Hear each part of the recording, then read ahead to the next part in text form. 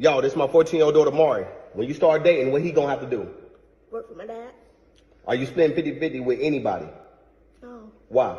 because you don't.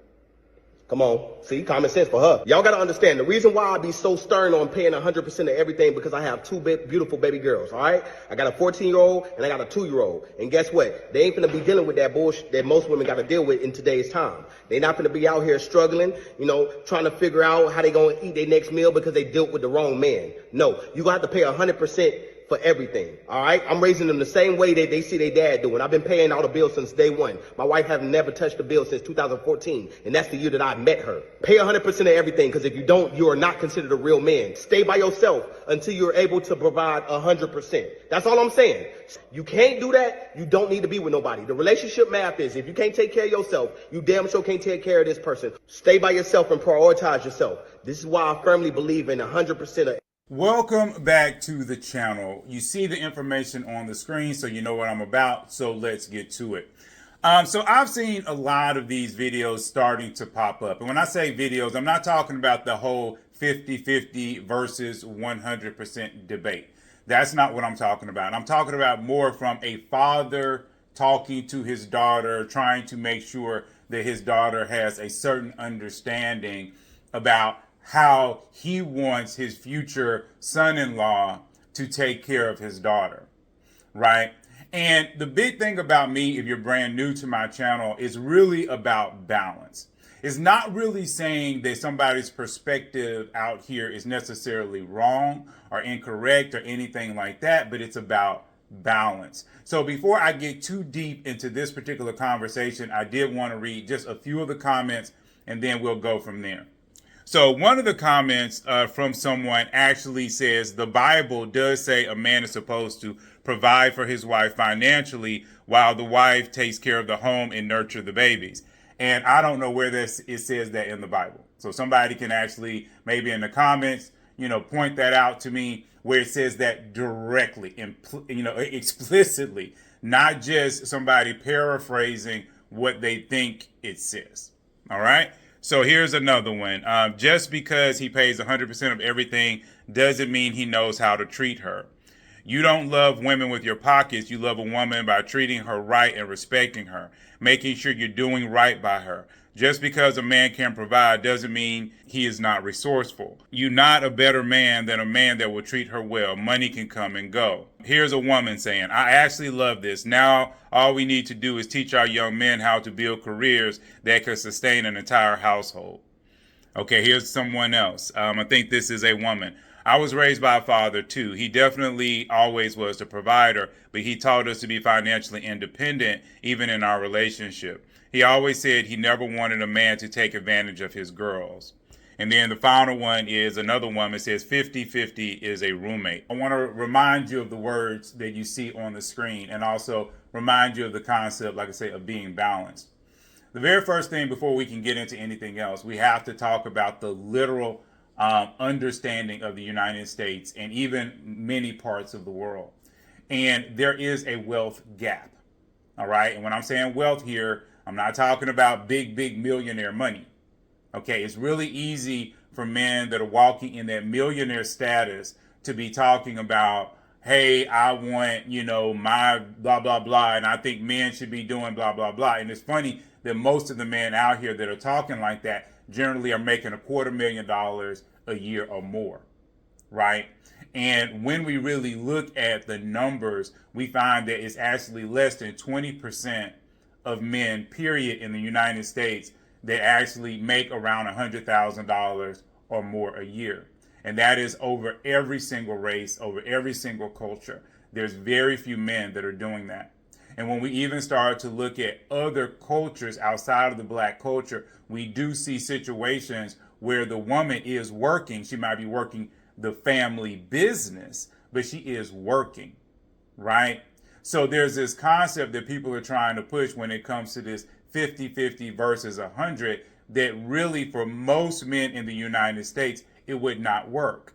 In fact, if you really want to be honest about it, for that to work, more women would actually have to come out of the workforce.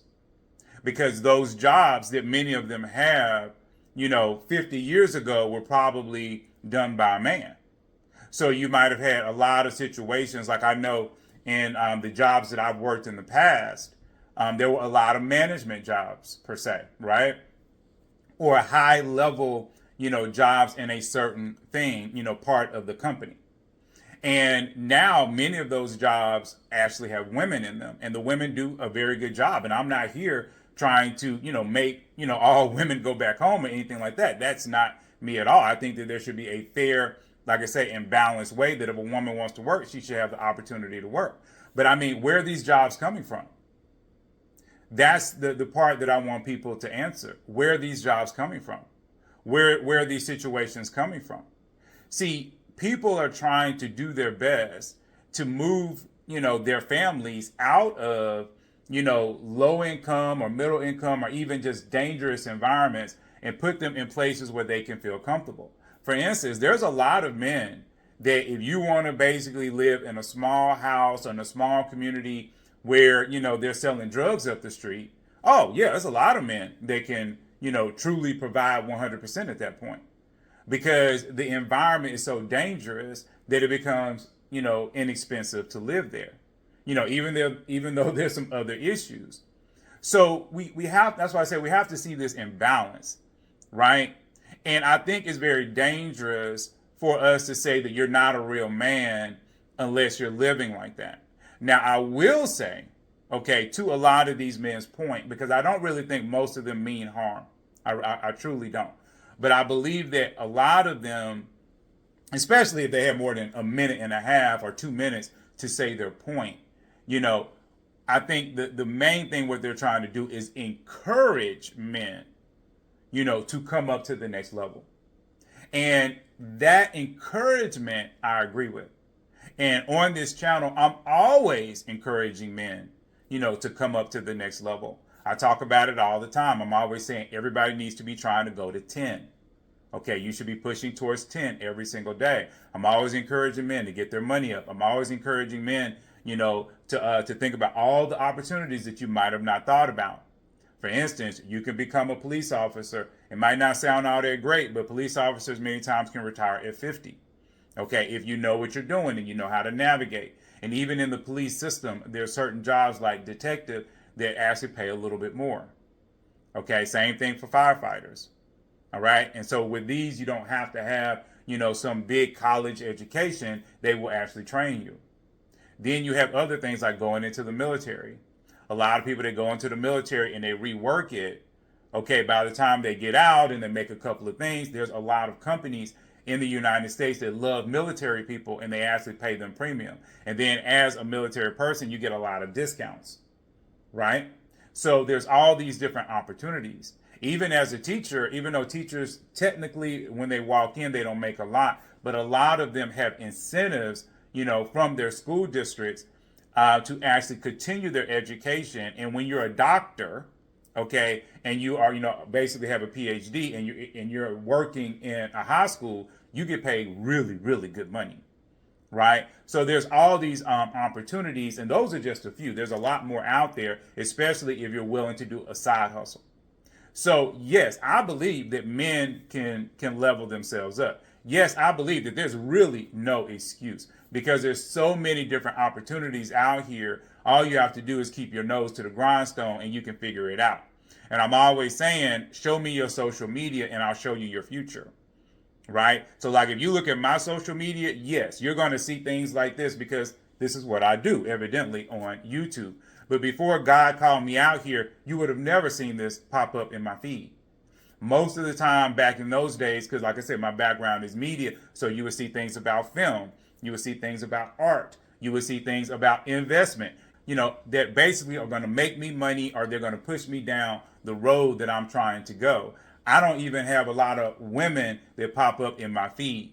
Why? Because I'll be honest, I really don't believe men should be following women on social media unless you know them or that woman is speaking into your life in some kind of business way. And I've talked about that before because a lot of men can get caught up putting women on pedestals, and every time you like a woman's picture, that's really what you're doing because you have no interaction with her and she's not giving you anything. So in a way, you're kind of putting her up on a pedestal, right? And then when you meet her, if you ever met her in person, it gives you that mindset that she's above you instead of with you, right? So I don't really believe in that. So if you look through my feed, you're not going to see a lot of things like that, right? And that's what men have to do. They have to basically put themselves over and over again in business. And this is one of the main reasons why a lot of women, when they're dating men that make money, they're always like, man, you're so busy, you're so stoic, you're not doing all the fun stuff that I really want you to do. Because in life, the world, I'll be honestly, like I say, it's like a war zone. And I find that the men that think that way tend to do better financially than the men that kind of play through life, right? Even though a lot of women say they want a certain thing, but they believe that they can have everything. And you can't really have a guy that's going to play a lot and then he's going to have that hustler mindset. They really don't go together in the same head. But anyway, that's an aside to this. So my concern, like I said, really with these types of videos is about these men that are overtraining their daughters. They're training their daughters to the point where it's so difficult for the daughter to meet a man. Remember, it's not just about what a man provides for his daughter. It's also about whether or not that woman, when she grows up, is going to have enough men in her dating pool. Now, for this guy, because he's a millionaire, more than likely several of his friends are millionaires. Everybody is basically an average of the people that they know. And even as you expand out from, like I say, your 5, 6 people that are closest to you, that's, how most people understand that term, is that, it still becomes an average. So like right now, the people that literally my 5, 6 closest friends, they really are an average of me, right? Some of them are divorced. Most of them are married though. And, you're dealing with, same economic bracket, blah, blah, blah. But as you expand, it's like I've said before, I actually have friends that are multimillionaires and I can actually call them up and actually have a conversation with them, come over to their house, blah, blah, blah. But then I also have, people that I know, I'll be honest with you, they broke and they live in their mama's basement. All right. And so those two sides kind of balance themselves out. That's why I say, as you expand your circle, it still should be about the same. So when you're dealing with a gentleman like this, more than likely he has friends, and those friends might have children that could possibly marry his daughter. And then he's going to walk in circles, as people say, where there's going to be men with a lot more money. And so that money will basically transfer to the daughter, right? But if he did not, or if the daughter could not find herself in that circle, there's extra pressure on men, to try to live up to daddy's standards. And remember, one of the main problems with a lot of women is that they compare. There's this huge comparison thing with a lot of women where they're comparing the new man, right, with the last man. And that last man could have been their dad, right? So it's about who they're comparing them to. So if a man is here and he's 25 years old and he's maybe making $100,000 a year, but he has this dream that he believes that he can make $1 million by the time he's 35, and then the girl is still looking at her dad who's a multimillionaire, now this doesn't work, right? And so you end up in these constant situations where the man is always feeling like he's not good enough, right? Which leads into insecurity. See, people are always talking about this insecurity that some men feel. And the insecurity comes because the woman is actually putting that on the man, right? Because she's doing it through comparison. And see, a lot of women don't understand that part of it. Like I joke a lot about my, fictional baby mama, the singer, her, right? And I'm always telling people that I would not be insecure if I was actually hanging out with her. But it comes with a caveat. And that caveat is she can't do anything to make me feel insecure. She has to treat me with the same respect, okay, as if I was on her same financial level, right? She can't treat me like a child. She can't treat me like, oh, well, one day you'll get your money up. No, she can't treat me like that. Like I said, that's really where the insecurity comes from and where a lot of people have their problems. And I know for me, I wouldn't put up with it. But for a lot of people, like I said, that's where the insecurity comes. Because you can be in a situation where a woman has a lot of money. Maybe she made that money on her own. Maybe she inherited it from her father. But then she can't compare, this man that she's with now, to, like I said, her money situation. Like, well, one day maybe you'll have the money I have. Oh, well, maybe one day, you might, be like my dad. My dad always took care of us. My dad always did this. My last boyfriend, he used to know how to do this. See, that's comparison.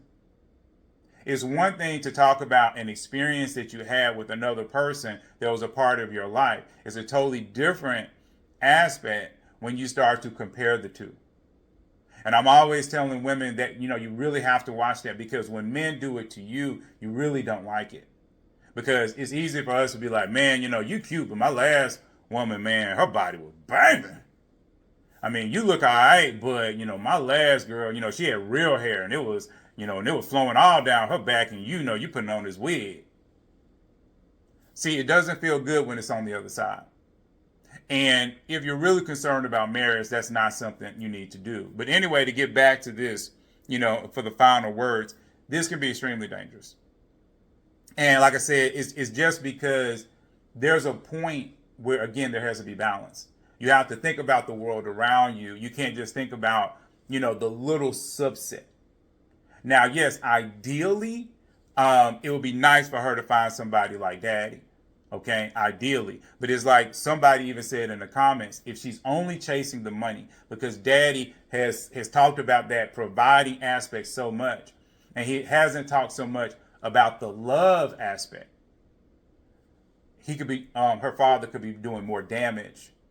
Okay, because now the love that she's looking for, okay, she's willing to sidetrack that for the money. And then you got a man out here cheating on her, doing everything, that he wants, because a lot of men at that level, especially when you're talking about financial, a lot of men at that level, they think that the whole world belongs to them.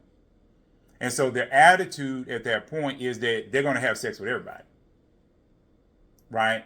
And then, like I said, the second side of this whole 50-50 debate, which I always want to make sure I remind people, and this is outside of, the father side, is the concept that when we push 100%, if we're really going to go down this road, this, like I said, works for all cultures. It really does. Okay. But when you start to talk about the African American culture, the generational black culture, and the fact that it's already so fractured and broken, and it's trying to pull itself back together, this mindset encourages women to lean into polygamy, to say, it's okay if I'm the second or third wife, at least I know my man will take care of me. And it also leans into scarcity and the scarcity mindset. Like I've said before, there's more than enough men for all the women in the United States. There's more than enough. And there's people out here that are constantly saying there's all these women and there's not enough men. People love to say that, and it's actually 100% not true. But see, it makes those, those sayings real. It makes people believe in that lie. And then that lie forms people's reality, right? And see, that was one of the things that Jesus talked about, because the truth sets you free. But the problem is when everybody's spewing lies and just how they feel, you don't get to the truth. And if you don't get to the truth, how can you be free? And so it puts this, again, us in this situation where now we have, this fractured black community that's trying to figure itself out. And then now you're basically encouraging 4 out of 5 women to basically be the side piece or the second wife or whatever, when they could actually experience 100% love, with one man in unity, right? And you're taking that away from them. You're robbing them of that, because the concept here is, oh, well, if he can't, and it's really not fair, And so people really have to think about that. So again, I told you guys I was going to find one of these because they're popping up all over the internet, where you have all these dads that are trying to say, hey, if my daughter, blah, blah, blah, I'm going to train her, so the next man got to be all that in a bag of chips. And yes, I want you to train your daughters to find really great men, right? But you need to still think about the average guy in this equation. All right. Because the likelihood that anyone's daughter is going to run into the quote unquote top 1% of men, and actually those men wanting your daughter and not cheating on your daughter and not doing your daughter wrong, that's really unlikely. And I'm not saying it in a pessimistic way. I'm just saying, as we look at Hollywood, as we start to look at the literal people that are up there, we can see a lot of behaviors. So if it's love we're after, okay, that's totally different than saying we're after money, right? So anyway, there's a lot of really great information down there in that description.